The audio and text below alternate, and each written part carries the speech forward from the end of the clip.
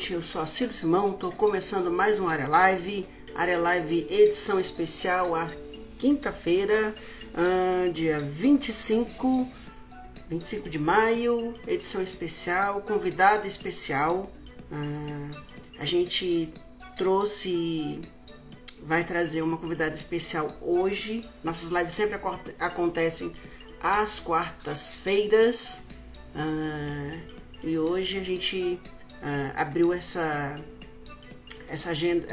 exceção na agenda porque ela está voltando do exterior e a gente resolveu trazê-la nesse dia, e por conta dos eventos também que aconteceram, então fresquinhos, aí a gente resolveu dar essa diferenciada hoje, mas vocês vão gostar.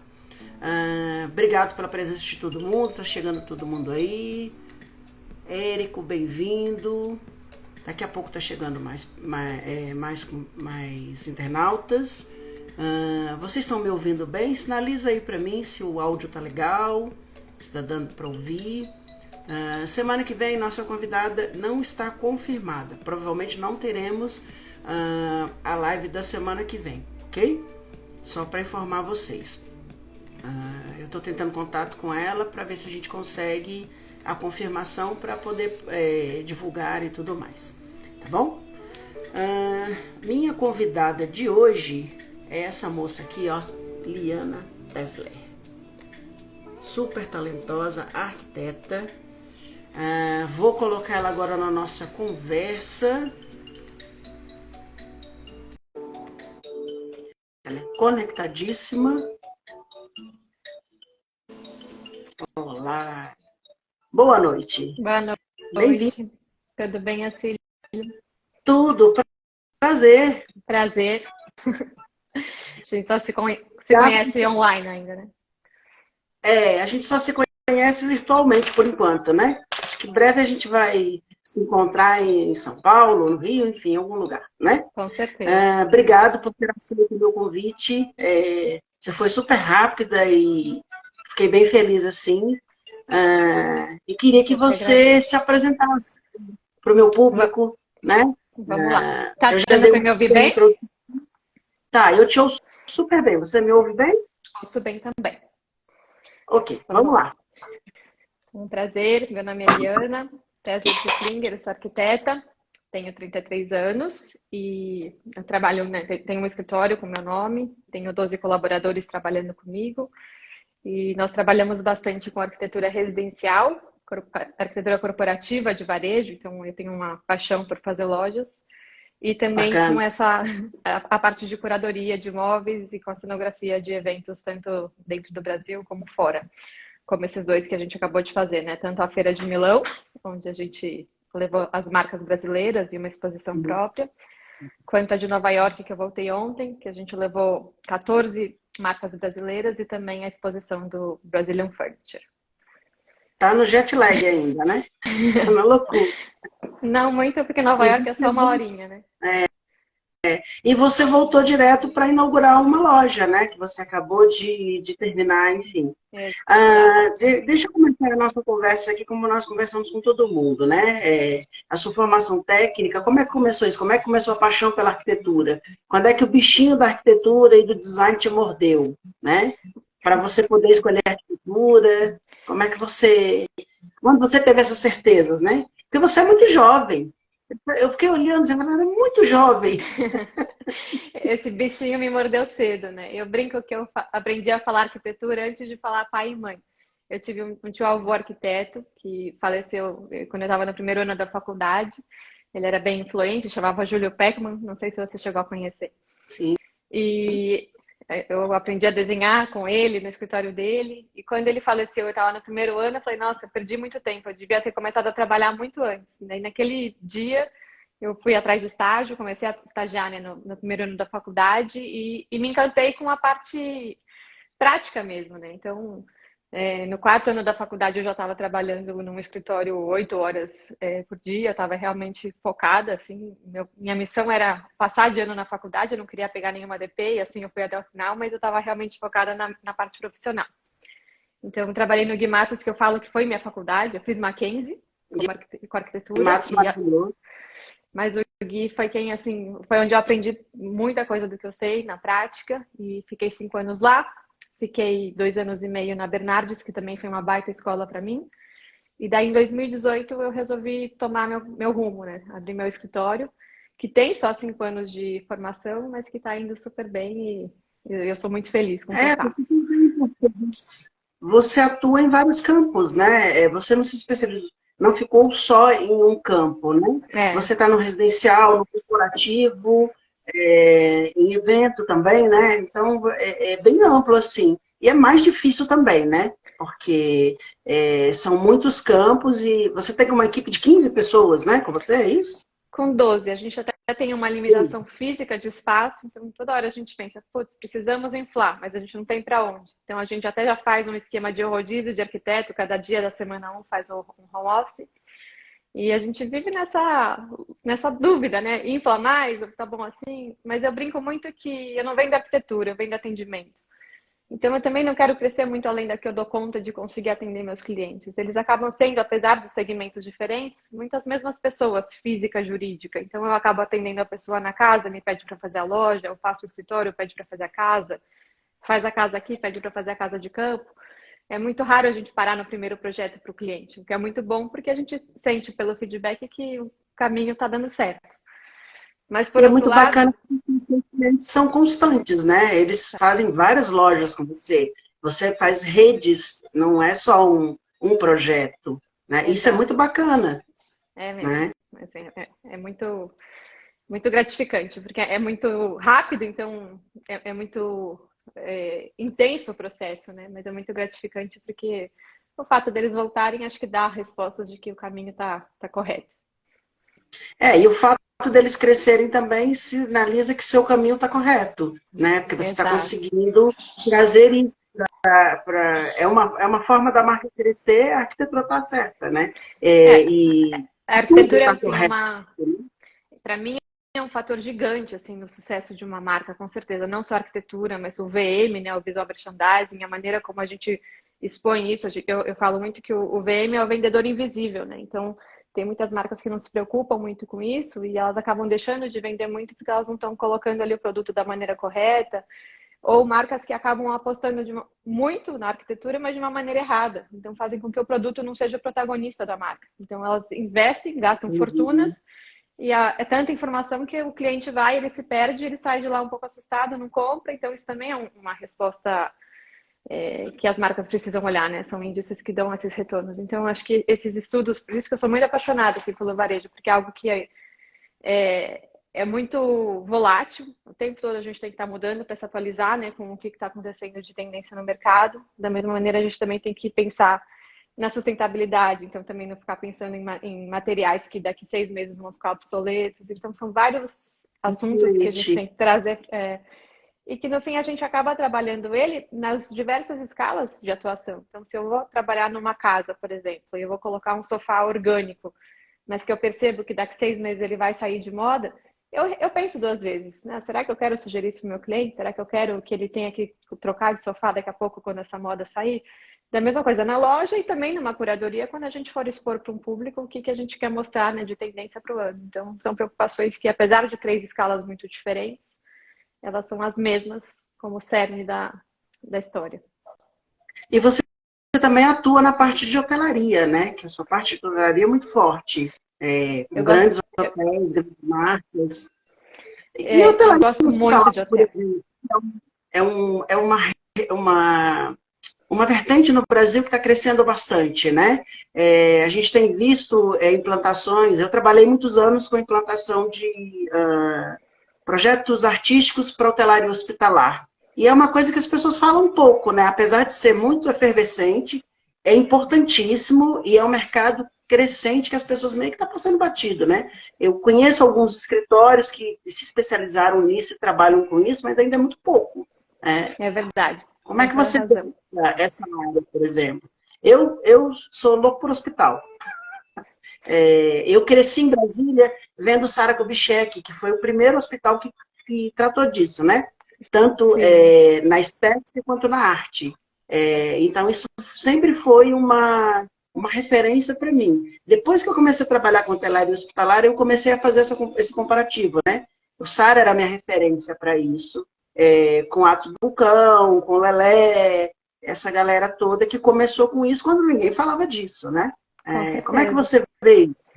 Eu vejo um potencial incrível, pouco explorado ainda, e que a gente pode olhar para ele de diversas óticas e juntar todas elas. Então, quando a gente junta boa arquitetura, para o paciente se sentir mais acolhido, com uma boa trilha sonora que está amarrada com a maneira como não só os médicos, mas a equipe hospitalar vai lidar com esse paciente, a gente faz essa jornada desse paciente ela ser muito mais confortável, o paciente ele não vai se sentir numa situação tão terminal, enfim, numa situação de doença. Justamente. Eu acho que tem um potencial, assim, e fazer de uma maneira acolhedora ou fazer de uma maneira fria, custa a mesma coisa. Então, você colocar aquela luz fria hospitalar ou colocar uma luz um pouquinho mais aquecida, onde dá, porque tem áreas que, de fato, a gente precisa respeitar as normas, né, técnicas da saúde que precisam Sim. ter uma luz branca, mas onde dá para a gente imprimir um pouco mais de conforto, trazer uma luz mais aconchegante, trazer uma madeira para aquecer, trabalhar com revestimentos que são práticos, são limpos e são bonitos ao mesmo, né? Então a gente consegue atrelar tudo isso e dar um resultado muito melhor para essa área hospitalar. Mas você tocou no assunto da hotelaria, é um assunto que eu sou realmente apaixonada e muito interessada, porque eu também acho que tem muito potencial para a gente fazer isso muito bem e trazer muita brasilidade, muitos elementos brasileiros que a gente tem maravilhosos e que a gente deveria usar esses recursos. Então, Explorar assim, mais, né? exatamente. Explorar mais. Quando a gente fez o Fazano de Angra dos Reis e a gente foi atrás de pescadores para fazer uma cortina com uma rede de pesca para colocar lá para trazer de fato essa arquitetura. E é tão barato, né? Custa tão pouco e a gente faz esses pescadores tão felizes de se sentir parte. Então, por que buscar um material, né?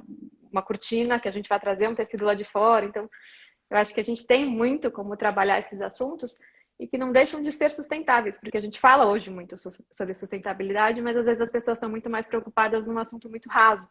Será que esse tecido é feito de garrafa PET? Está virando meio que uma modinha, né? As pessoas não se aprofundam nisso de verdade e utilizam isso de verdade, né? Exato.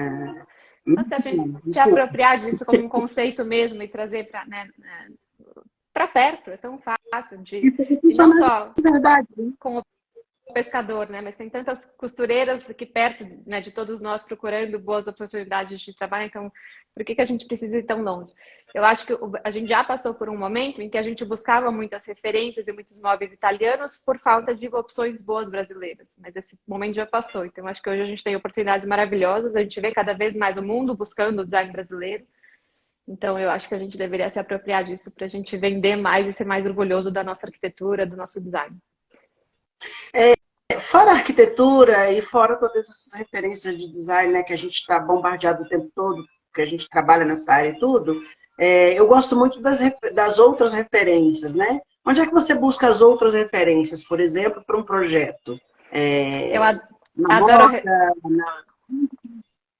Onde é que você vê isso, por exemplo? Para mim, a moda e a arquitetura estão ali e a gente trabalha muito as duas juntas, né? Justamente até para fazer a arquitetura de varejo, mas não só de varejo, a gente traz isso para cá, né? Para a residência também. Então, se um terninho de tweed ele fica bonito, obviamente esse tweed também vai ficar lindo num puff. Então, eu busco muito esse olhar em conjunto com a moda.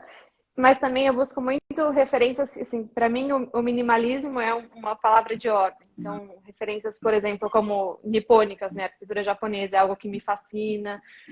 A maneira como eles exploram a materialidade, por exemplo, o papel, né? Para fazer uma luminária. Então, acho que trazer um pouco dessas referências para cá e juntar com as referências brasileiras é um combo que eu acho que não tem erro, ele dá muito certo. E em tudo, assim, a própria natureza nos traz referências lindas. Então, se a gente puder tentar trazer elementos da natureza para dentro, por que não, né? Por que a gente não vai trazer uma arquitetura um pouco mais humanizada? Então, é algo que eu tento sempre trazer e que cada vez mais a gente consegue, porque não existem mais, assim, na arquitetura, quando a gente projeta casas, não é mais a sala de estar, a sala de jantar, assim, a área social, a área íntima, então, assim, essa área social, ela pode estar muito ligada com a área interna e externa. Isso eu acho muito bacana. Entendi. Quem que nessa área te dá, por exemplo, te você fala assim, uau, esse cara ou essa mulher me inspiram? Por exemplo, a gente publicou recentemente uma matéria sobre o Peter Marino, que faz as grandes lojas do mundo de alto luxo, né? Chanel, Dior, e os projetos dele são incríveis. São Inclusive, descobri que incríveis. tem projeto no Brasil, residencial e comercial, que eu não sabia, fazendo a pesquisa. Que legal. Para mim, por exemplo, é uma Também não sabia. referência, né? Ele tem um projeto residencial em São Paulo, Ah, maravilhoso, é? que está no site dele, e um comercial, que eu fiquei chocado quando eu vi também, assim, Quero ver. né? Não conhecia também, vou procurar. Vou mandar para você, Me maravilhoso, manda. assim. Eles não têm muitas fotos, porque é um projeto residencial, enfim, mas pelo pouco que a gente vê, é interessante, né? E Com ele, para certeza. mim, principalmente porque quando você olha para o Peter Marino, aquela figura exótica, você nunca imagina que ele é um arquiteto e que ele lida com esse povo do alto luxo, né? O fino do fino do alto luxo no mundial. Com Está na certeza. mão dele, praticamente, né? Com certeza. Então, É.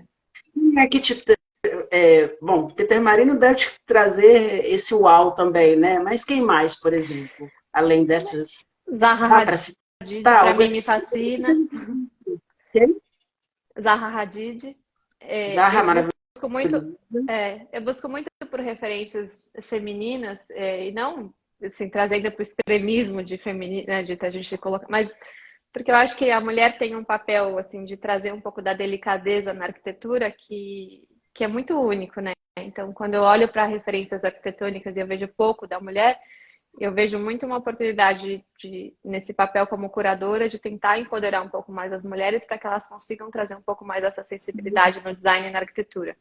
Então, é assim, algo que eu quero muito trabalhar forte para que nesse próximo ano, com esse novo ciclo que a gente está fazendo de desbravar novos designers, que a gente consiga empoderar um pouco mais de mulheres para trazer esse papel para cá. Mais mulheres no mercado, né? Bom, Exato. aqui no nosso site tá sendo meio a meio, tanto de Muito bem. designers, homens e mulheres. Eu acho que a última contagem que eu fiz, eu tinha mais mulheres aqui do que homens, efetivamente. Ai, que bom. Grandes designers, grandes nomes. Até a gente estava discutindo outro dia, eu e outro designer, sobre isso, né? Os nomes que são referência para mim, por exemplo, Baba Bacaro, que sempre foi um nome que é referência, Mundial. genial, conheço pessoalmente, Genial. adoro o trabalho dela, e outras, né? Bom, eu entrevistei quase 75 aqui, então tem muita gente boa no mercado, né? Etel Carmona também, como referência de design, eu acho fantástica. Maravilhosa, e está fazendo um trabalho no exterior genial, né? Exato. Fazendo um trabalho genial no exterior. Outra mulher genial, até eu mostrei uma foto tua com ela, a Francesca Alzati. Adoro. Da Baikami. Incrível. Maravilhosa. Esther Chatan Dornari. Tem um monte de mulher talentosa nesse mercado, né? Com certeza.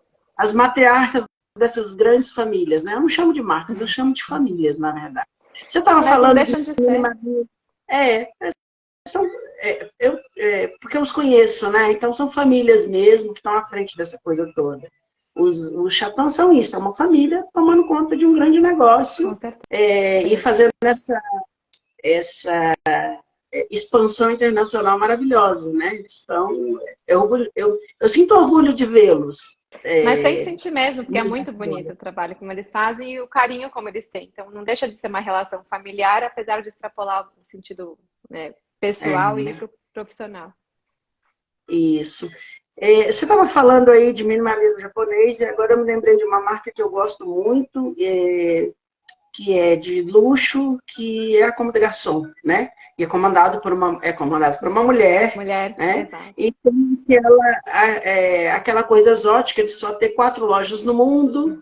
A Comme des Garçons de Londres é aquela maravilha, aquela coisa exótica, né? E é uma referência, né, também. Sem dúvida. Conta um pouquinho sobre essas grandes marcas, assim, e as que você admira, por exemplo, e que você sempre dá uma passadinha quando tem Então, tem oportunidade? oportunidade. Eu faço muito isso, essas pesquisas fora para mim são muito ricas, porque elas trazem bastante referência para gente. E eu gosto muito até de descobrir marcas assim, sem saber muito da história e me surpreender com aquilo que eu vejo. E depois, quando eu vou ler, eu descubro uma marca assim mais fantástica do que a outra. Assim, a história por trás da marca é mais incrível do que aquilo que os nossos Do próprios que olhos outra podem marca, ver. Exato. né? Então, sempre que dá, eu gosto de ir nesses shoppings, por exemplo, Le Bon Marché, né, em Paris. Assim, a gente tentar ir para a Renascente, assim, para esses lugares onde a gente consegue ter um pouco um olhar exploratório até para várias marcas ao mesmo tempo e a gente conseguir entender quem que são esses nomes emergentes, quem que são nomes que já estão mais consolidados, o que que a gente consegue aprender a partir deles. E mais uma vez unir a moda com a arquitetura a nosso favor, né? Extrair um pouquinho de referência boa de tudo que a gente puder. Eu morei em Londres 2 anos e meio, e uma das coisas que mais me encantou, a cidade inteira é incrível e tudo, mas é essa questão da arquitetura comercial e da preocupação do comercial que eles têm em tudo, né? Em tudo. É uma coisa espetacular, assim, tudo, né? Você começa a ver em todos os níveis, né? Desde o muito popular até o muito exclusivo, é tudo muito bem pensado, Único, né? com certeza. Muito bem pensado. Eu descobri uma marca recentemente agora de maquiagem chamada Charlotte Tilbury, que é uma maquiadora inglesa que eu nunca tinha ouvido falar, e a loja é uma coisa assim linda, É né? verdade. Com Maravilhosa. certeza. A The Ordinary, que eu acho fantástica, tem esse toque minimalista que você fala, né? Que parece que você está entrando num laboratório da década de 60, Experimental, abandonado, né? com certeza. Experimental. Esse cuidado que eles têm, né? Queria que você falasse um pouquinho disso, do cuidado que o estrangeiro tem e que a gente ainda não tem muito isso, né? A gente está caminhando para isso, mas eu acho que o deles ainda dá um impacto maior.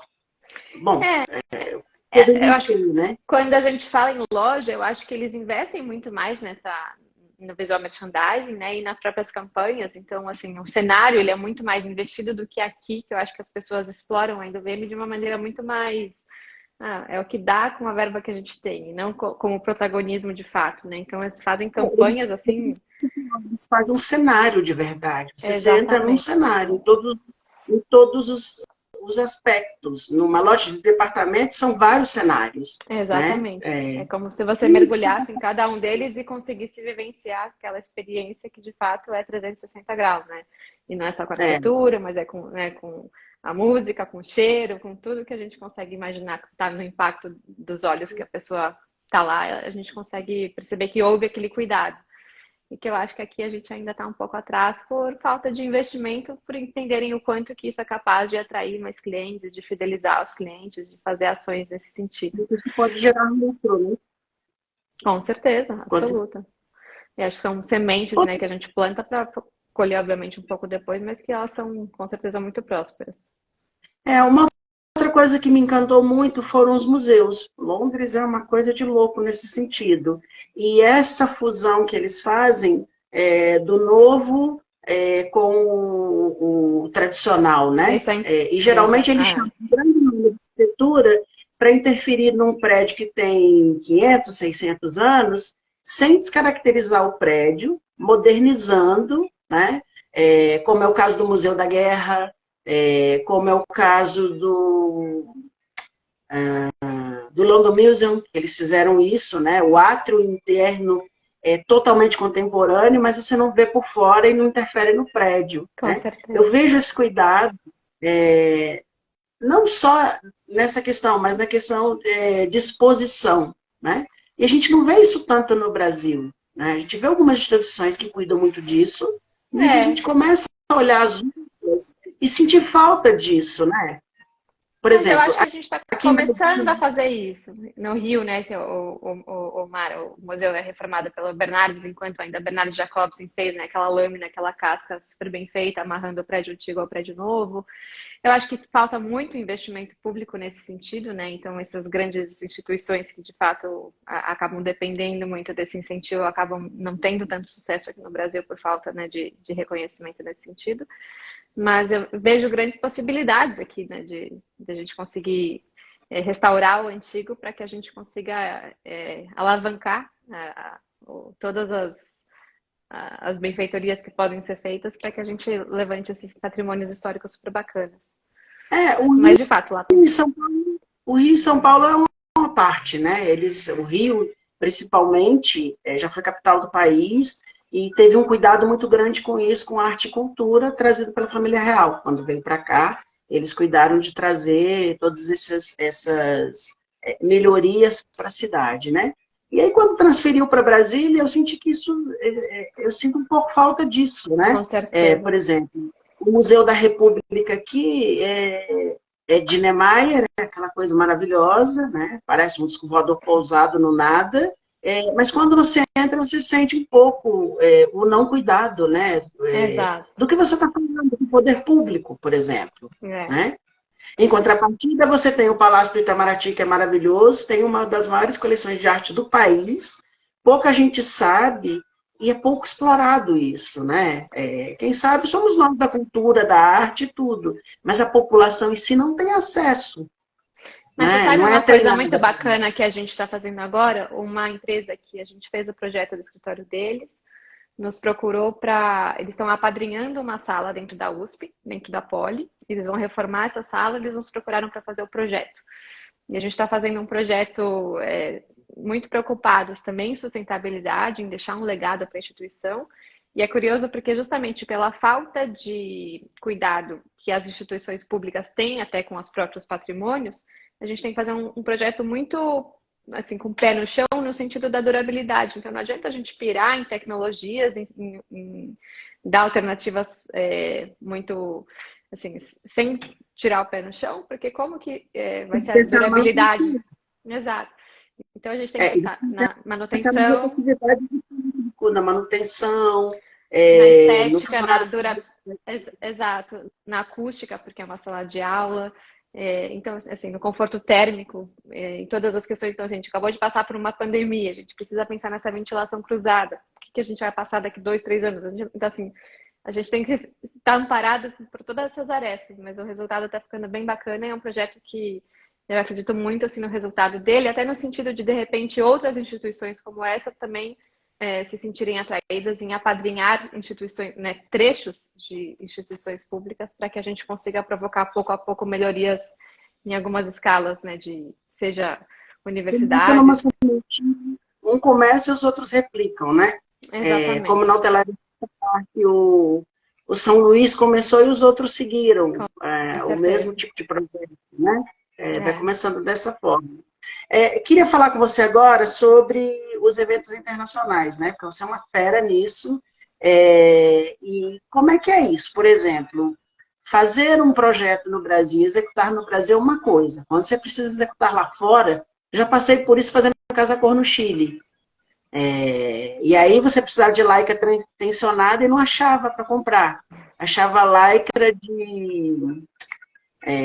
lycra para roupa, de qualidade diferente do que a gente tem no Brasil. E aí você tem que improvisar, né? De última Exatamente. hora você tem que fazer solução, sem muito tempo, sem muito recurso. Como é que é isso? Como é que se pensa um projeto desse porte, por exemplo, de um stand, de um pavilhão, porque não um stand, é um pavilhão para a Feira de Milão, como você fez? Que é algo impressionante, né? Não é qualquer coisa que faz isso.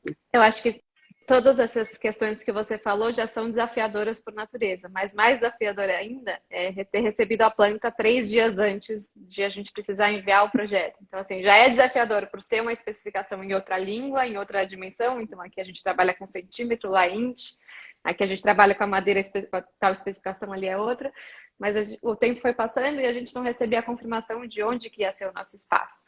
Então, isso foi me deixando muito aflita, mas quando veio a confirmação e o espaço era bem bacana, a gente conseguiu fazer assim, um projeto bem bacana, eu fiquei muito satisfeita com ele. A ideia era de fato que a gente pudesse fazer um percurso para que todos os produtos, né, que fossem expostos, eles pudessem ser vistos de todos os ângulos e que o próprio espectador ele pudesse ter um percurso que a própria intuição dele fosse conduzindo ele pelo percurso sem ele se sentir perdido ali. Então, eu tive que fazer bastante adaptações. No nosso início de projeto, por exemplo, para Milão desse ano, a gente não tinha pilares no nosso stand, porque toda a estrutura ela seria tensionada, cabeada por cima, o que é completamente factível lá. Por questões de custo, a gente precisou colocar pilares de última hora, então teve que fazer uma adequação de layout, adequação de elétrica. Mas eu acho que assim, a gente tem um fator muito brasileiro, que é o jeitinho brasileiro, e a gente dá muito bem esse jeito O para tudo, brasileiro né? consegue. Isso eu vivenciei no Chile, por exemplo. A gente consegue lidar com esses problemas, né? Esses percalços de última hora, a gente lida bem com isso. Eles não lidam tão bem com isso. Eles seguem. Exatamente. Então, arrisca que quando aparece algum problema, eles não Eles se conseguem, assustam, exatamente. né? A gente consegue. Não é o jeitinho brasileiro, com essa palavra um pouco mal vista, Até mas é a pejorativa, né? malemolência brasileira. Nós temos uma malemolência, um jeitinho para poder conseguir resolver as coisas, né? E Mas é como é que verdade. você fez, por exemplo? Você geralmente, quando faz algo dentro do país, você trabalha com os materiais daqui, equipes daqui, tudo. Mas você tem que pensar num projeto que vai ser montado em outro lugar, né? Exato, Você tem que pensar na economia de transporte de material e no tempo, né? Como é que você fez exatamente. isso? Porque é muito curioso. Quando eu vi o stand, eu falei, nossa, ela conseguiu imprimir uma cara brasileira, mas eu fiquei curiosa. Eu pensei assim, esse material foi do Brasil para lá, ou já estava tudo lá, ela improvisou com o que tinha lá, levou alguma coisa daqui? A gente fez assim, eu projetei pensando aqui e depois eu fui traduzindo todos esses revestimentos para opções de lá. Então, por exemplo, pensei num carpete daqui. Depois eu fui para todas as lojas que eu tinha recebido indicação de carpetes italianos que pudessem estar por perto e achei uma referência por lá. No final das contas, foi contratada uma montadora holandesa para fazer. Então, precisei buscar uma nova referência de carpete na Holanda. Então, a gente começa a sair do ideal e para aquilo que dá, para aquilo que tem que ser. Mas é tão curioso, porque quando eu cheguei e eu vi a especificação do próprio carpete, que é um exemplo aqui que eu estou dando, era bem diferente daquilo que eu tinha especificado. No primeiro momento eu assustei. Depois eu falei, putz, isso aqui vai ficar bom. Conclusão, o carpete foi um dos itens mais falados, que falaram, nossa, você conseguiu trazer a impressão de que você estava aqui numa praia, porque esse carpete parece uma areia. Então, assim, se eu tivesse Olha, colocado a minha primeira especificação, não teria dado tão certo. Então, acho que às vezes a gente tem que o confiar acaso mesmo que acabou te ajudando. O acaba me acaso acabou te ajudando. Exato. E aí, E outra coisa que eu fiquei muito curioso foi o seguinte, porque além de montar, de criar o stand, né, de desenhar e de cuidar de tudo, porque você cuidou de tudo, né, desde a concepção e acompanhou a instalação e tudo, e teve que estar ali para acompanhar a implementação do projeto, né? E essas coisas todas de mudança, de última hora, que sempre acontece. Nenhum projeto é 100% o que a gente pensa. Às vezes acontece alguma coisa no meio do caminho. A gente que é dessa área acaba sabendo. Mas você é responsável também pela curadoria das peças que vão estar expostas, né? Então você tem que pensar, além do espaço cenográfico, você tem que pensar as peças que estarão ali. E exato. eu acho que essa parte é mais difícil, né? Porque é pensar tudo, porque você tem. Quantos expositores eram no stand?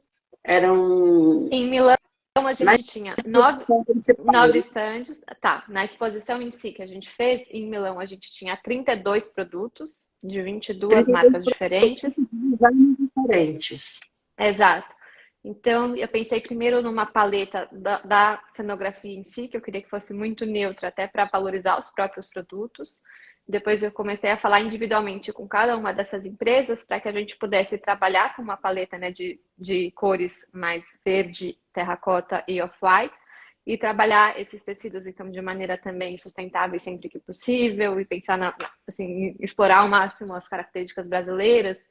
Então tentar trabalhar com madeiras que são mais usadas aqui, para que a gente pudesse mostrar isso nos produtos e não na arquitetura em si. Então, na arquitetura em si, eu trabalhei realmente com opções que eu tinha locais, mas tentando imprimir um pouco da estética brasileira, como você mencionou. Então, para o mocharabe, por exemplo, a gente trabalha com uma madeira Pinus certificada, mas para os produtos a gente tentou trabalhar com madeiras mais brasileiras mesmo, que a gente pudesse trazer um pouquinho do gostinho brasileiro para lá. E com essas tendências, então os tecidos mais off-white, mas com bastante textura, com buclé, né? São coisas que a gente viu muito pela feira também, então que a gente vê que a gente acertou assim no caminho. E fui falando individualmente, tanto com as marcas que estavam levando esses produtos, como com os designers que foram fazendo esses produtos, para que a gente tivesse uma narrativa muito consolidada, apesar de estar com 32 peças de por marcas diferentes. Entendi. Né?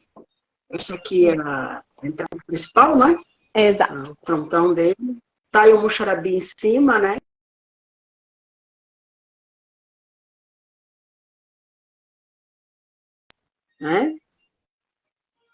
Ficou muito bonito, muito bem feito. E uma coisa que chamou a atenção, por exemplo, foi a logo do Brasil em branco, né? Sem as cores, sem muita cor e tudo. Com essa tipologia que está sendo usada agora e é muito bonita, eu gosto muito. Eu vi um evento em Londres, um dos eventos que teve em Londres, eu fui ver de perto e tudo. E isso a Casa Brasil de Londres, né? Eu vi. Foi você que montou? A Casa Brasil de Londres, não. Essa identidade visual, uma identidade já trabalhada, né, pela Apex e pela Bimóvel, então a gente se apropriou dela porque ela é muito bacana e a gente foi usando ela em todos os nossos estandes. Por exemplo, o Casa Brasil em Londres, eu fui de olheiro mesmo, não foi para cobrir nem nada, e eu senti falta, eu achei muito caricato, na minha opinião, né? Achei que erraram nisso. Ficou uma coisa muito Brasil Campo, e eu senti falta do design brasileiro. É mesmo? Dos produtos. Olha que legal. Eu senti muita falta mesmo, assim, porque eu fui esperando ver isso, porque era minha expectativa essa. Claro, afinal mas era Casa Brasil. Eles quiseram dar um tom de exportação de cachaça, café, esse tipo de coisa toda. Não é errado, é bom também, né? Mas eu acho que o design brasileiro poderia ter aparecido muito. Por exemplo, identifiquei peça do Luciano Santelli, exposta lá, e nem ele sabia que estava exposto. Aí, como ele é um amigo, tirei foto, mandei para ele. E com uma plaquinha muito pequenininha, muito tímida. E o Luciano é um designer fabuloso. Sim. Um cara muito bacana, tem uma competência super grande e merecia mais destaque, né? Com certeza, merecia saber que estava lá, né?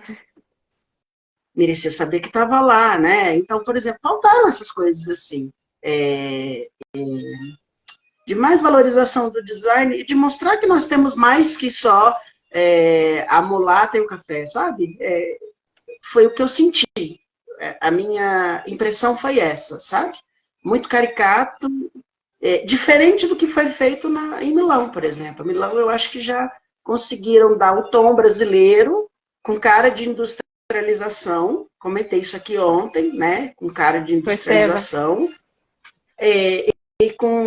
Eu comentei com o Estevão isso, com cara de industrialização, e até quando eu olhei, eu senti falta da brasilidade, de certa forma. Mas entendi o que foi proposto, na verdade, uma proposta diferente. É para mostrar que realmente a gente tem indústria e consegue atender o mercado. Isso é o objetivo, né? A gente está saindo dessa coisa da caricatura mesmo, que no começo era desse jeito, né? Eram só aquelas coisas, folhas, muito colorido, muita plume paetê e pouco design, né? Aí os olhos. Muito carnaval, né? Muito carnavalesco, a palavra é essa, né? E além do stand principal, você cuidou dos outros stands também? Dos outros pavilhões do Brasil?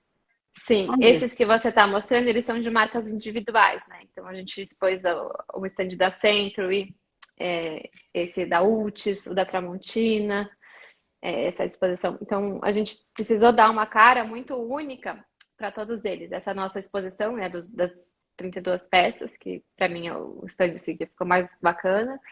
Mas a ideia é que quem batesse o olho de fora visse que é Brasil, né? Então, que a gente tivesse essa carcaça, essa arquitetura que de fora a gente conseguisse ver e que de dentro a gente pudesse imprimir a personalidade de cada uma das marcas e dos produtos que estavam ali sendo expostos. Esse é o carpete que eu falei que a princípio ficou bem diferente da especificação e que depois não parece areia. Parece areia. E se você não fala que é um carpete, eu achar que era areia. Mas o que teve de gente parando lá e ia sentir o carpete para saber se era carpete, se era areia, pediram uma especificação. Foi bem legal, bem bacana. Tapete, lindo. De onde é esse tapete? Ele é uma marca assim, chamada... Ela é uma querida. E ela é minha vizinha de porta de casa e a gente descobriu isso lá, assim, sem querer.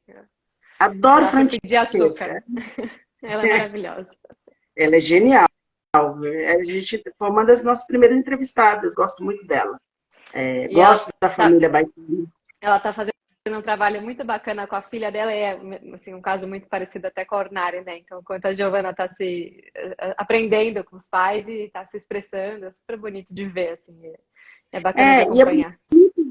É bonito ver isso passar para a família, né? E a família assumir o legado dos pais, né? Que é uma coisa que eu tenho falado muito aqui.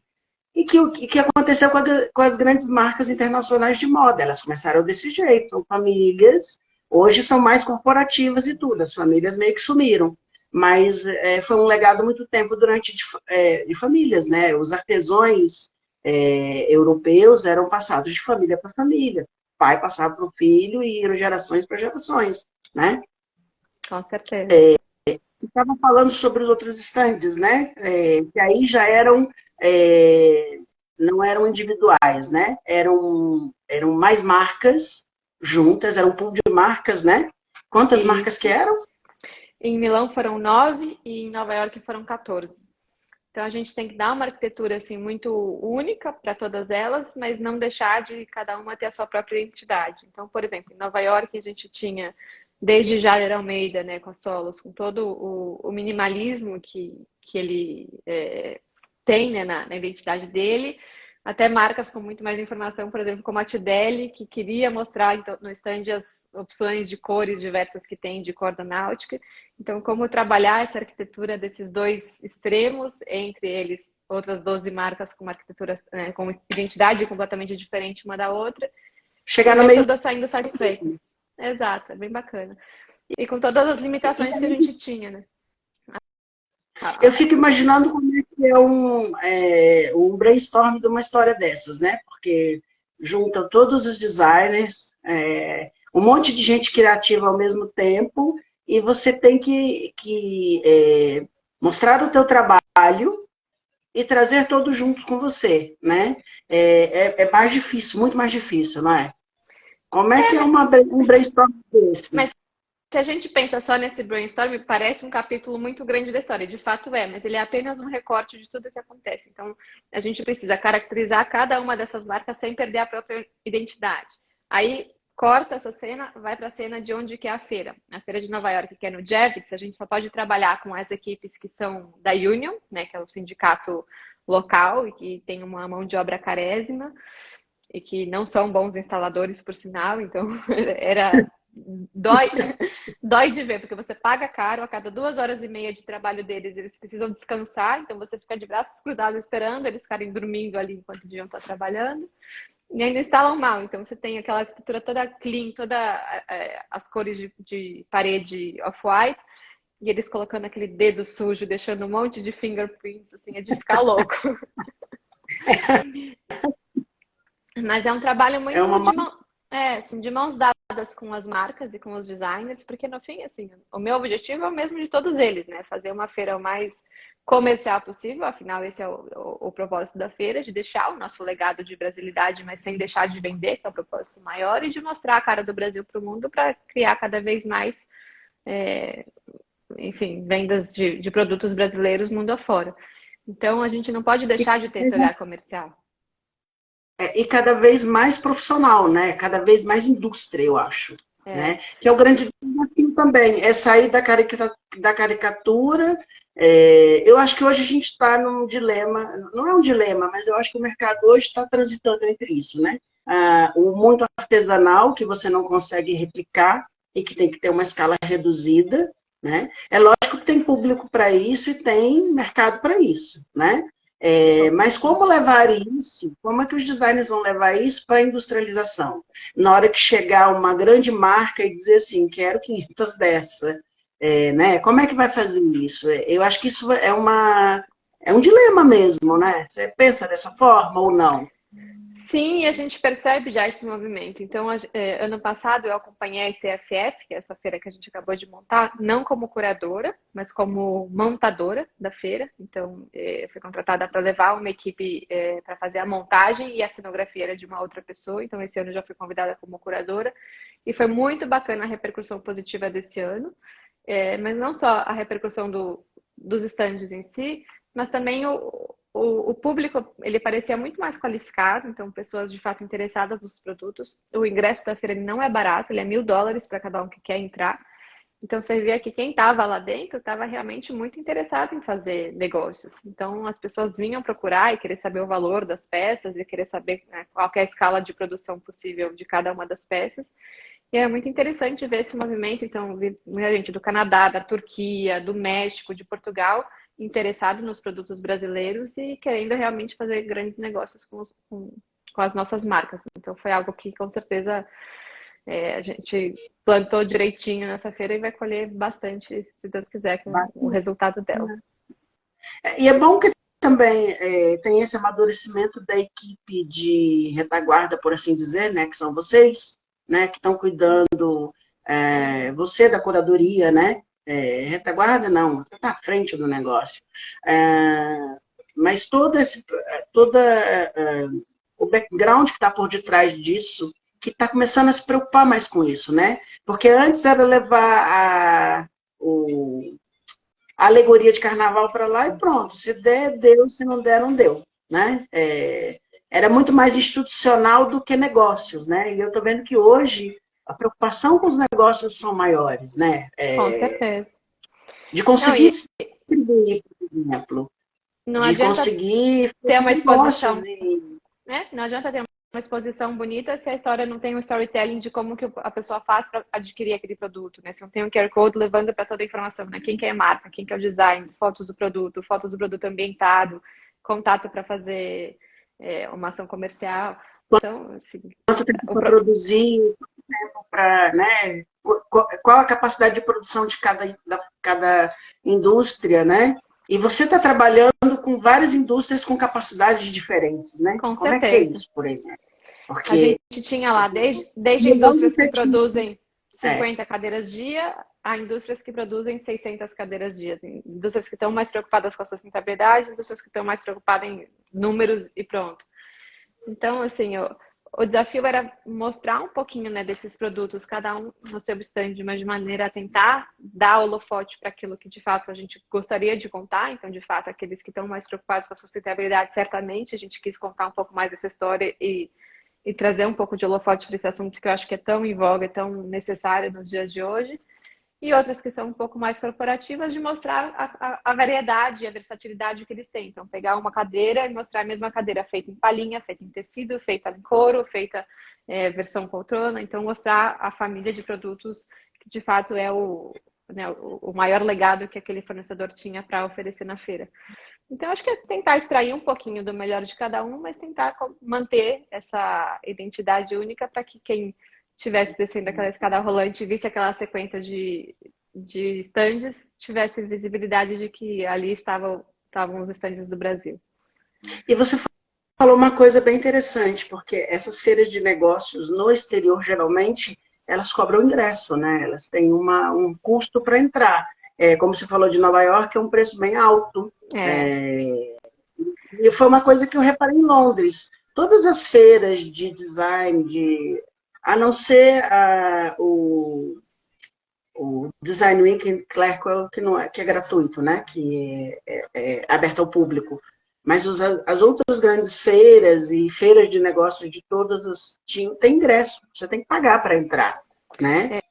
Em Milão também eu tinha ingresso, ele era mais barato, 50 euros dia, se não me engano, mas o último dia ele é aberto ao público, então também é um dia que a gente recebe bastante visitação justamente por não ter custo de entrada. Mas de fato, assim, eu não acho que está errado cobrar, porque né, tem todo um custo para cada uma das marcas estarem lá, Eu acho que é necessário, porque assim você filtra. Quem mas realmente quer, eu né? acho que o preço de Nova York foi bem elevado, então acho que assustou um pouco também. Assim, se já teve bastante sucesso com a quantidade de pessoas que foram, imagina se não teria sido melhor se tivessem abaixado um pouco para ser um valor razoável.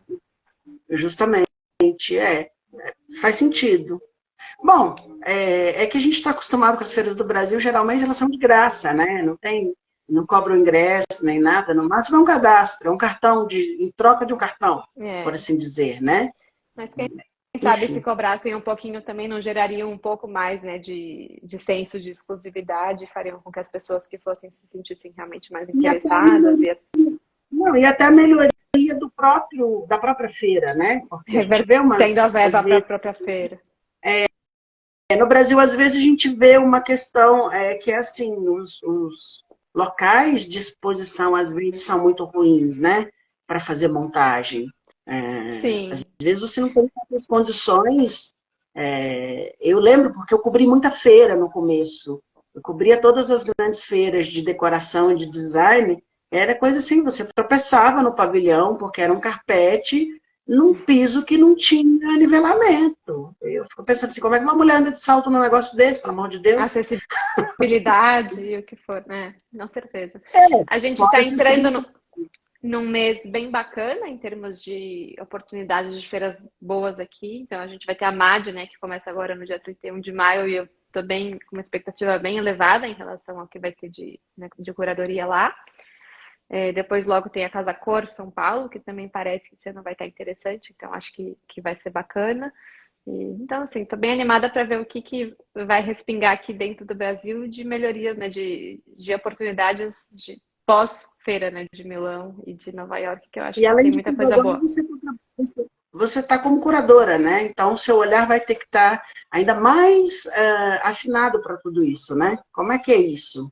Porque é uma Ah, coisa isso nova para você. é É, muito chato, porque a gente aprende a ter esse olhar crítico, é muito ruim, né? É um caminho sem volta. é um caminho sem volta. A É, gente começa a olhar e falar, oh, meu Deus. vira chato. Não, mas é muito legal. Assim, eu olho para essa minha trajetória de 5 anos do meu próprio escritório com muito orgulho, mas muito ansiosa pelos próximos todos que virão. Então, assim, eu sou obcecada por arquitetura, por design, isso me fascina e eu olho para, assim, eu penso, eu estou engatinhando ainda, né? Eu tenho muito para aprender, eu tenho muito para olhar e, enfim, e Você ter está essa muito troca. bem, viu? De passagem. Mas, assim, Não é porque você está na minha vida, você está muito bem. cada troca com esses designers e com essas marcas são aprendizados que a gente leva para a vida, né? Então são oportunidades únicas de a gente estar perto de pessoas que sabem muito, que têm um olhar muito apurado e que conseguem cada um, né, trazer um pouquinho do teu recorte, porque não tem certo ou errado na arquitetura, no design, né? Tem ponto de vista, tem gosto, tem. Então, a cada troca dessas é muito rica e acho que faculdade nenhuma ensina isso, né? São trocas de vivências diárias que a gente vai tendo e até de olhar. Então, assim, eu fui para essa feira com um olhar e certamente no ano que vem eu vou ter outro. Espero que mais amadurecido e que eu veja coisas que, de repente, eu passei batido e que não me chamaram a atenção nessa. Então, é muito bacana, assim, pensar não só na trajetória até hoje, mas de tudo que vem pela frente, no sentido de a gente querer sempre estar evoluindo e se sentir para sempre um estudante da vida e da arquitetura e aproveitar um pouquinho de cada uma dessas oportunidades que a vida nos dá, né? Você teve nos dois eventos, né? Tanto em Milão quanto em Nova York, né? Para ver os Sim. eventos e tudo. E tirando um pouco a brasilidade e o compromisso com o trabalho ali que você estava, eu vi que você ainda tira tempo para poder estudar e ver o que está sendo mostrado. O que é que Com você viu certeza. fora do nosso Brasil que você falou assim, uau, o que Essa foi questão assim? de trazer a Eu sei que é natureza para difícil. dentro Eu vi bastante, então, assim, pensar no design biofílico, né, de como que a natureza pode trazer sensações melhores para os usuários, né, dos espaços, o quanto a busca até pela inteligência artificial e pela digitalização do mundo, ela vai num caminho oposto ao bem-estar, então, enquanto o mundo está mirando para isso, que é um caminho sem volta e que eu acho que é incrível, mas a gente também busca muito por espaços de contemplação do espaço, né, de espaço, tem, assim, ambientes em que a pessoa consiga fazer uma meditação em paz, sem que o ambiente faça uma interferência no que ela está pensando ou tire ela do foco. Então, acho que são preocupações muito consistentes nos dias de hoje, que a gente precisa estar com um olhar para isso, porque com certeza as pessoas precisam desses respiros nos ambientes onde elas estão e onde a gente projeta.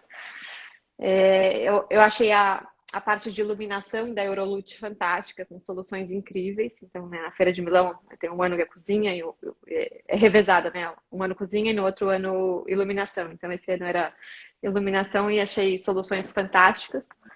E peças híbridas, né? Então, você vê assim, um vaso que também é luminária, que também serve de prato. Então, se a gente começar a pensar em apartamentos ou em casas cada vez menores, a gente precisa de objetos que façam duplo uso. Então, achei soluções super bacanas e que, ao mesmo tempo, aliam funcionalidade com estética, porque não é porque tem dupla ou tripla função que elas precisam ser feias. Então, elas são muito bacanas por isso.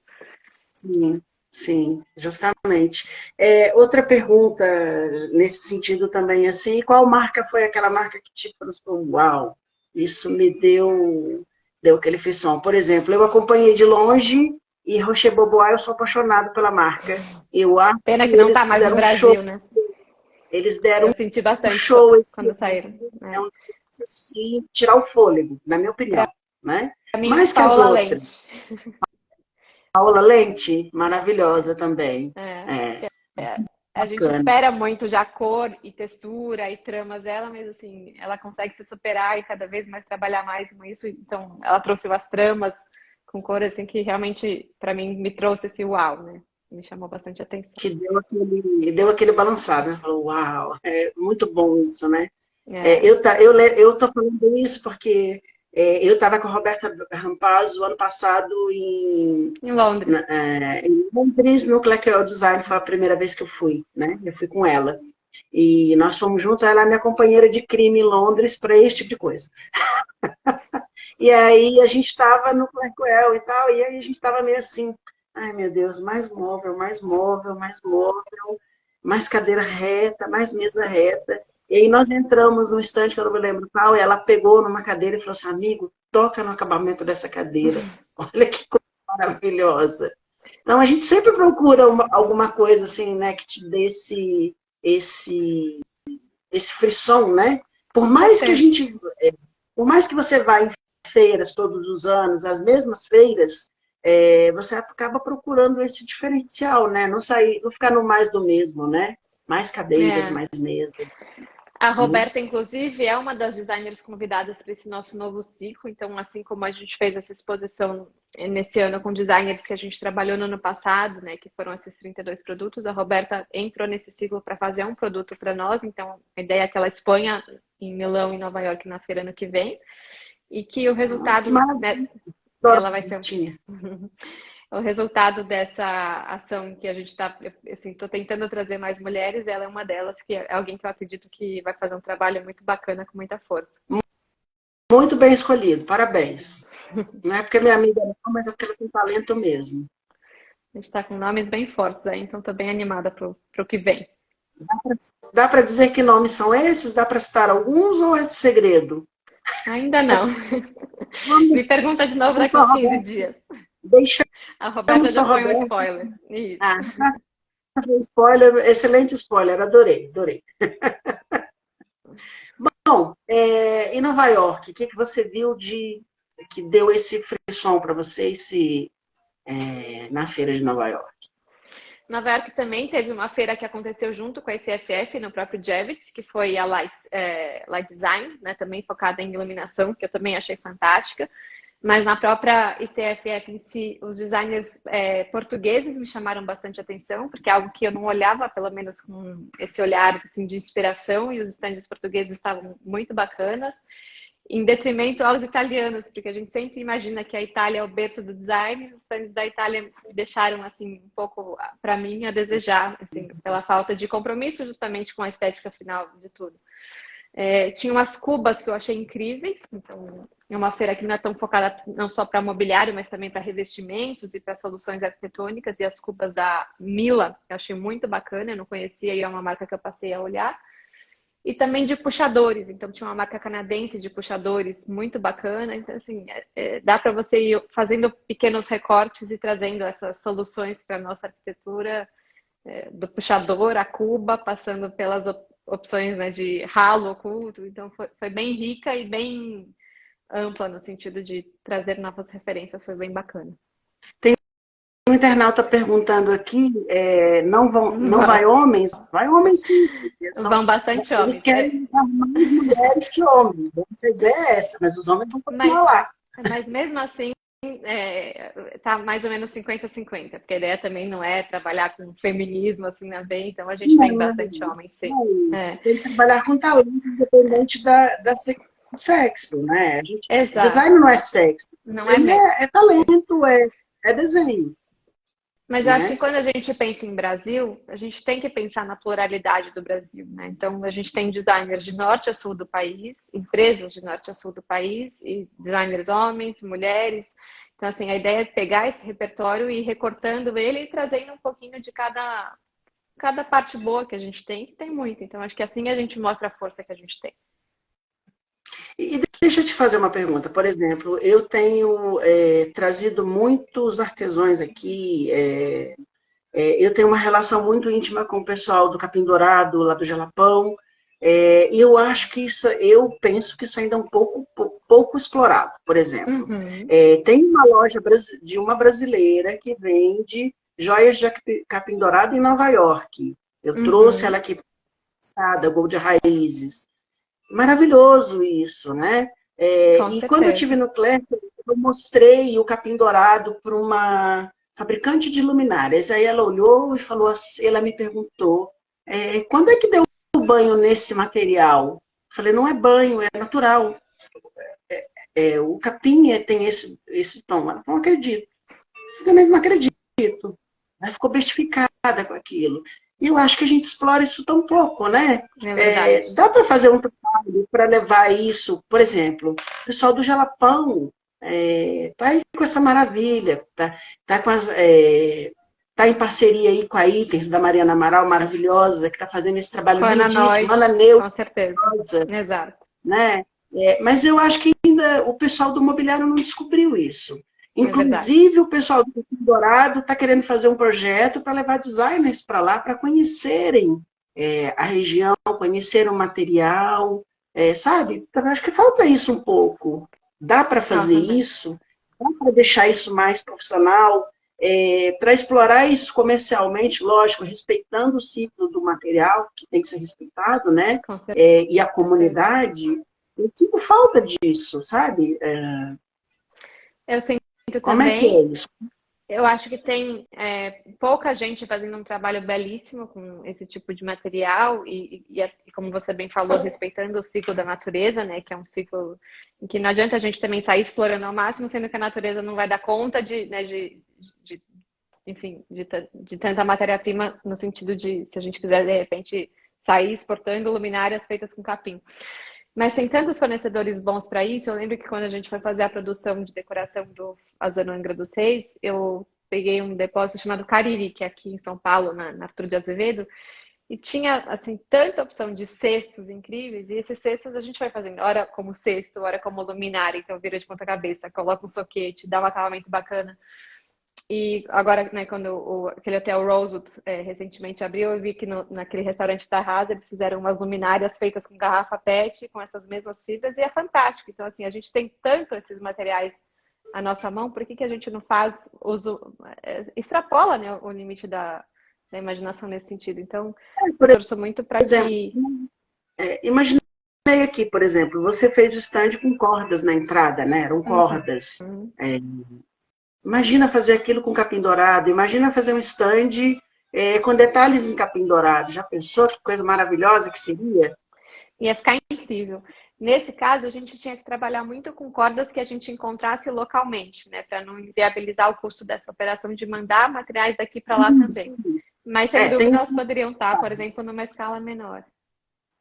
numa escala menor, como detalhes, né? De repente montar lustres, chama a Ana Neute para fazer os lustres. Isso não é tão difícil ser Com levado para certeza. lá, né? Hoje em dia a gente tem mais opções do que os navios para poder levar isso, né? A gente tem aí empresas que entregam porta a porta muito boas, né? E outra, vocês estão aí com o amparo da Bimóvel, que é gigante, né? E de outras instituições governamentais muito grandes, a Apex. Então, dá para fazer. Bom, eu acho que dá, né? Sei lá. Imagino eu. Você sabe que a gente fez um teste como experiência. Eu fiz algumas lojas nos Estados Unidos e se a gente faz com mão de obra brasileira, a gente gasta menos da metade do que se a gente faz com mão de obra local, levando todo o material daqui de avião, que é mais caro do que levar de navio, só que era mais rápido. Então, se eu orço, por exemplo, uma marcenaria de uma loja e lá dá $100.000, aqui exatamente a mesma marcenaria dá R$ 100.000. Se eu levo tudo de avião e levo a equipe daqui para montar, eu duplico esse valor. Ainda assim, eu estou falando de $100.000 contra R$ 200.000. Só que $100.000 são R$ 500.000. Então, assim, dá menos da metade Sim, e a mão de obra daqui é muito melhor, né? Com marcenaria, tem muito mais muito domínio, muito melhor. mais know-how. Então, a gente dá mais oportunidade de trabalho para quem precisa, né? Para os brasileiros, dá a oportunidade deles fazerem trabalhos fora do Brasil. E é incrível, assim, eu gostaria de um dia escrever um livro da reação desses brasileiros chegando nos Estados Unidos para fazer um trabalho desses, assim, não dá para descrever, é muito bacana. E tem um detalhe também, por exemplo, eu morei em Londres e tem equipes de montagens, especializadas em equipes de montagens exclusivamente de brasileiros, que Exato. trabalham, que trabalham com montagem de arquitetura, com toda essa parte, são equipes gigantescas, só de brasileiros, e os Exato. estrangeiros gostam dos brasileiros justamente por conta disso, e Desse não domínio. acham outras equipes para fazer isso. E os brasileiros, por exemplo, em Londres, por exemplo, eu conheço equipes de 100 brasileiros que só fazem isso, que cuidam de montagens de grandes escritórios, grandes corporações. O último que eu vi era a sede do escritório mais antigo de direito de Londres. Eles estavam montando a sede nova, que eram 2 andares inteiros, era um negócio de louco, todo com mão de obra brasileira Que na legal. montagem, né? Desde da estrutura em si até a montagem de marcenaria. E é engraçado que em Londres eles trazem toda essa marcenaria da Itália para ser montada com mão de obra brasileira. Super, eu acho super engraçado isso, né? E eles têm uma tradição de trazer o móvel pronto, eles não montam peça por peça como a gente faz aqui, né? Eles entregam o móvel inteiro montado, laqueado, Nossa. que é uma insanidade É, isso. É o que você falou, um custo insano. Principalmente quando eles erram um detalhe do projeto e o móvel tem que voltar. Eu já vi isso acontecer inteiro. várias vezes, entendeu? Porque é aquela marcenaria toda projetada e eles erram o lado da sala. Aí tem que voltar a marcenaria toda da Itália. Imagina o custo disso. Pois Esse é. escritório mesmo tinha uma previsão inicial de 6 meses para ser concluído e ele levou 1 ano para ser entregue. Por conta dessas pequenas coisinhas, né? E coisas do tipo que, por exemplo, o Brasil é muito bom nisso. Montar um móvel inteiro, fazer o projeto inteiro, calcular tudo, e o móvel não entrar no elevador, tem que subir pela escada, 10 andares, no Isso braço. quando são prédios que, enfim, tem a escada que consegue dar o Todo tem giro, tem muita. escada que dá para você subir alguma coisa. E são prédios que não tem como içar, tem esses detalhes, não tem como abrir para içar, não tem porta, E por entendeu? que não montam lá, né? Por que não mandam só o material? É muito mais barato o frete, muito mais. Pois vai entender, né? Coisas dos ingleses. Eu não sei como é que eles dominaram o mundo algum dia, porque, olha, é demais na cabeça. Eu queria mostrar agora alguns projetos teus do teu escritório, né? que eu dei uma pescada aqui no teu site, eu gostei muito, eu queria que você desse um breve comentário sobre eles, tá bom? Vamos lá. Vamos lá? Vamos. Fazano. Fazendo de Belo Horizonte esse. Essa moça não brinca com serviço, gente. Tô falando sério. Esse é um trabalho que eu fiz quando eu trabalhava na Bernardes Arquitetura, né? Então, eu fui um dos vários braços que trabalharam nesse projeto, mas ele tem um resultado aí bem feliz, acho que bem mineiro, apesar de a gente ter trabalhado com fornecedores não só de lá, mas que foi muito bacana, que o garimpo desses móveis, enfim, deixa uma história. Todos esses são fazendo no Belo Horizonte. Lindíssimo. É bem bonito.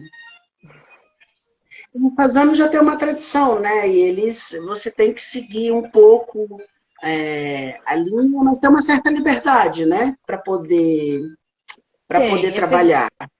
Eu fiz uma relação bem bacana, né? Até com a própria Ana, que é a esposa do Rogério. Assim, se deixar, ele fala, deixa tudo com tapete que limpo, com a madeira mais pesada. Mas eu acho que assim, ele dá muito espaço para o escritório poder criar.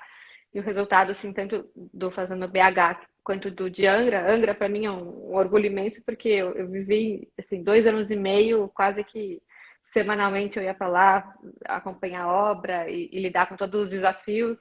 Eu brincava que depois do almoço era mais difícil de lidar com a equipe da obra, porque estava todo mundo na praia e não trabalhando. Foi trocada de construtora 5 vezes para fazer o projeto finalizar, mas o resultado é imbatível. Muito bom, muito bom. A hotelaria no Brasil é outro campo, né, que é um pouco carente, né, merece mais cuidado. A gente tem muita coisa boa, muitos escritórios bons e tudo, mas acho que pode crescer mais, né? Recentemente eu publiquei um hotel de Portugal que eu achei maravilhoso, que é aquele que é todo feito com caixas, você viu já? O conceito dele ele é inspirado nos hotéis cápsula japoneses. Que legal. Vou procurar. A dele é esse, só que são caixas. E aí não tem janelas, são literalmente caixas. As pessoas dormem dentro de caixas. O conceito é esse. É muito bacana. É uma rede, não é um hostel, mas é um hotel com custo mais baixo. E é um escritório de Portugal muito bacana. A gente fez uma matéria e mostrou 2 unidades dele, que é bem legal. Vale a pena. É um hotel que vou dar uma olhada, me que legal. Bem legal. Eu gostei muito. Eu vou mostrar agora um apartamento em Nova York, porque você também faz no exterior, né? Que Faço. Não nada você. Esse é um apartamento de um cliente que queria muito móvel vintage, então a gente explorou vários antiquários de Nova York, desde First Dibs, White, trabalhou com troca de revestimentos, com restauro desses móveis. Foi bem bacana. E é um dos prédios mais altos da cidade. Quando a gente fez o apartamento, era o prédio mais alto, mas hoje em dia outros prédios já superaram a altura dele. Sempre aparece um mais alto, né? Não tem jeito. A gente que tem medo de altura, isso é um Eu também tenho medo de altura. É um terror, menina, é um terror. E a gente fazendo a obra, o prédio vibrava, assim, era bem desafiador. E é um prédio, assim, com um valor agregado bem alto, e uma moradora, na época dessa obra, deixou alguma torneira ligada. Eu sei que vazou água em todo o posto do elevador, em 20 andares, assim. Então, imagina o estrago. O couro do elevador Hermé, assim, detonou inteiro, e vários andares embaixo foram cascateando esse vazamento. Você vê que essas coisas não acontecem só no Brasil. Não acontece só no barraco, né? Acontece também em tudo quanto é lugar. Aqui, ó, mais um projeto internacional, né? Isso, esse é o showroom de uma marca que a gente fez nos Estados Unidos. Eles já mudaram de endereço, já contrataram a gente de novo, então a gente fez o showroom anterior e esse showroom atual. É uma marca de sapatos, né? É uma marca de sapato, a gente é responsável pelo conceito das lojas, tanto aqui quanto lá. Então, a gente também fez uma loja na Madison com essa arquitetura, fiz uma loja no Bal Harbour para ele, também com uma arquitetura muito inspirada num navio. A marca não é brasileira. A marca é brasileira. É brasileira? É brasileira. E a gente faz tantas lojas aqui no Brasil, já perdi a conta de quantas a gente fez, porque foram bastante, e lá também. Fiz um showroom para ele também na Itália uma vez. Uma marca que eu trabalho com ele desde 2014. Então, tem dado certo. E os nossos, uma característica muito boa, os sapatos brasileiros são muito exportados, né? Muito exportados. Tem uma qualidade excepcional. O nosso mercado é um dos mercados que a gente domina, né? Exato, e é bonito. É uma marca brasileira que está se expandindo e levando a qualidade brasileira em todos os sentidos, né?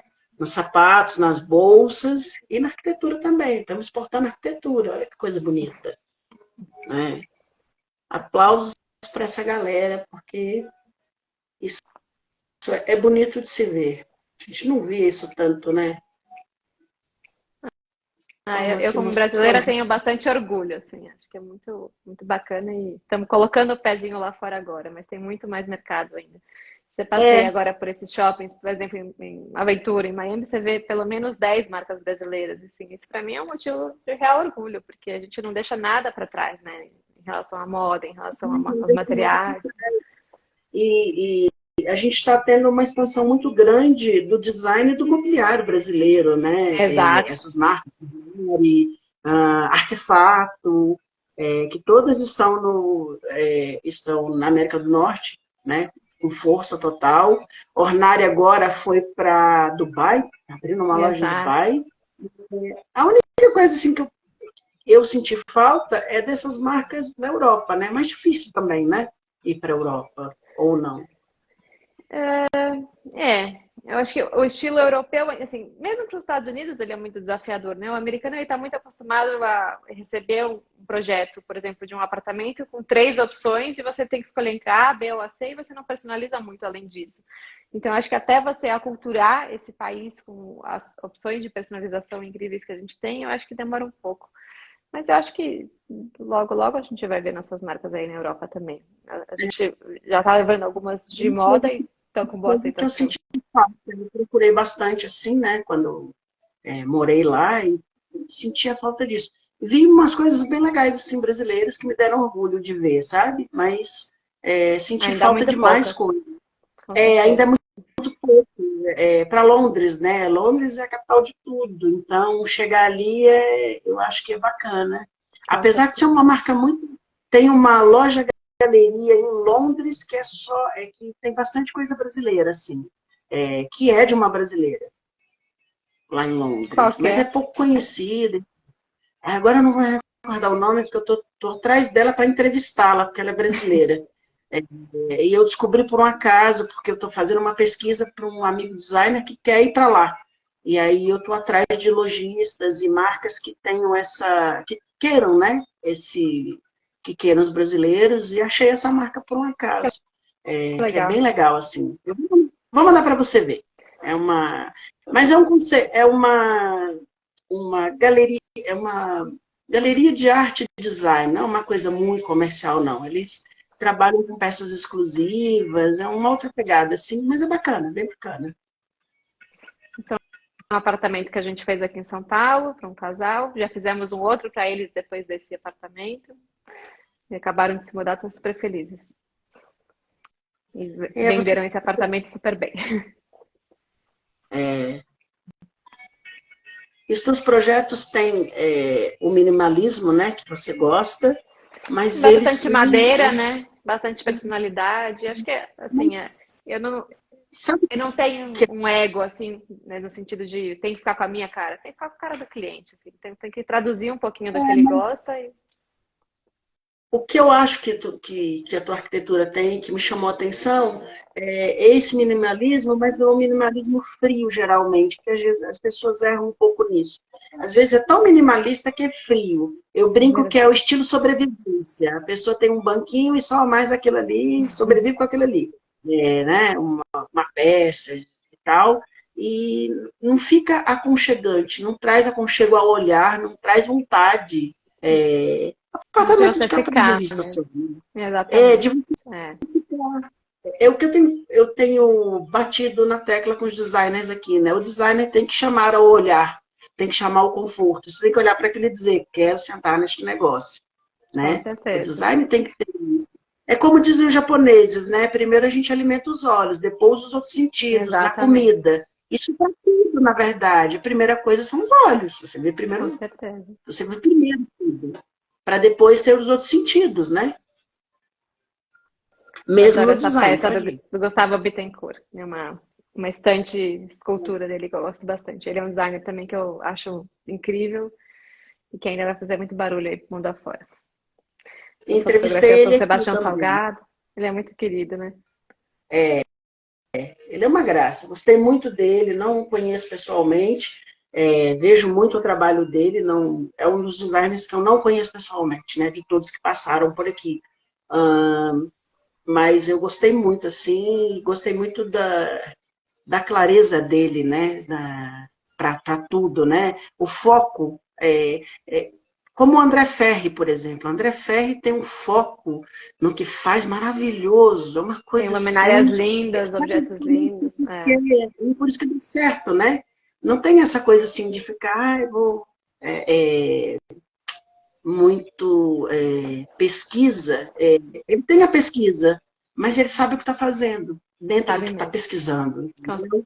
Não é certeza. aquela coisa experimentalismo demais, né? Exato. Vamos ali fazer uma de casca de árvore e ver se dá para sentar e se as formigas não vão tomar conta dela, né? É mais ou menos isso. Deixa eu mostrar mais uma loja que você fez. O Alexandre Birman. Birman. Essa é uma pop-up que a gente fez no CJ Shops, que é esse shopping aqui nos Jardins, né? Esse novo. Uma loja que foi feita com a premissa de durar 6 meses, já está aí, acho que há 2 anos e tem vida longa. E depois a gente se apropriou desse projeto para fazer outras. Então a gente fez uma na Fazenda Boa Vista, está fazendo agora uma outra em Catarina, fazendo bastante coisa com esse conceito rosinha, casa de boneca. E o bacana das tuas lojas também é que elas não têm cara de loja, tem cara de casa. A gente tem vontade de ficar dentro, né? Tem essa loja em Brasília? Em Brasília, ainda não. Ah, tem sim. Tem no Iguatemi Brasília, a gente fez uma. Não com esse conceito cara de casa, mas a gente fez uma com pau-ferro, com elementos vintage. Tem sim. Vende super bem. Vou lá ver de perto. Quero ver de Vai ver. perto, que agora que eu sei. Lá, Eu do vou de lado perto. da Zara. Do lado da Zara. Ah, tá. Vou pegar minha amiga, mas eu vou bater lá. Quero ver essa loja de perto, como é que é. Porque vendo assim a gente fica com vontade de ver, né? Muito bacana. Parabéns pelo teu trabalho, maravilhoso. Vida longa a Para nós. tua a vida longa a tua função de curadora, né? Obrigada. Espero que a gente veja falar muito de você. Outros eventos internacionais, torço para que isso aconteça. Virei teu fã em todos os sentidos, né? Não conhecia o teu trabalho, tu fui aqui na base da pesquisa e conhecendo, e eu fico muito orgulhoso de ver tantos talentos brasileiros nascendo, tanto no design quanto na arquitetura, gente muito nova e com esse talento todo. Isso é muito bonito de ver. Fico orgulhoso. E fico orgulhoso de tê-los aqui, né? De aceitarem o convite, de virem aqui conversar com o público, isso é muito bom, né? Faz parte também, né? Para as pessoas conhecerem os profissionais que estão por detrás dos produtos, né? Mostrar isso, mostrar essas histórias, como é que nasce tudo isso, né?